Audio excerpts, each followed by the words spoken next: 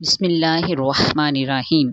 امام بخاری رحمۃ اللہ علیہ کی الصحیح میں مروی حدیث کے الفاظ کچھ یوں ہیں۔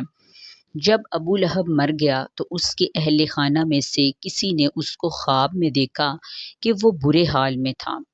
دیکھنے والے نے اس سے پوچھا کیسے ہو؟ ابو لہب نے کہا میں بہت سخت عذاب میں ہوں، اس سے کبھی چھٹکارا نہیں ملتا۔ ہاں، مجھے اس عمل کی جزا کے طور پر اس انگلی سے قدرے سراب کر دیا جاتا ہے جس سے میں نے محمد صلی اللہ علیہ وآلہ وسلم کی ولادت کی خوشی میں صوبیہ لونڈی کو آزاد کیا تھا۔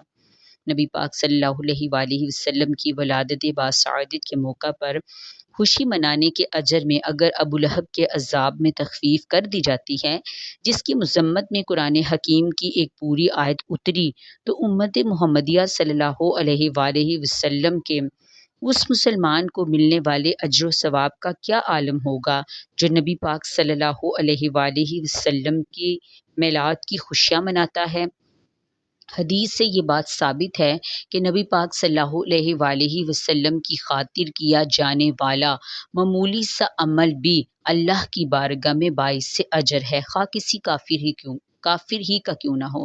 لیکن دوسری طرف مومنوں کے لیے وعید بھی ہے کہ ایک مومن زندگی بھر کروڑوں نیک عمل بھی کرتا رہے، لیکن اگر نبی پاک صلی اللہ علیہ وآلہ وسلم کی معمولی سی بے ادبی سرزد ہو جائے تو مومن ہوتے ہوئے بھی اس کے سارے اعمال غارت کر دیے جاتے ہیں۔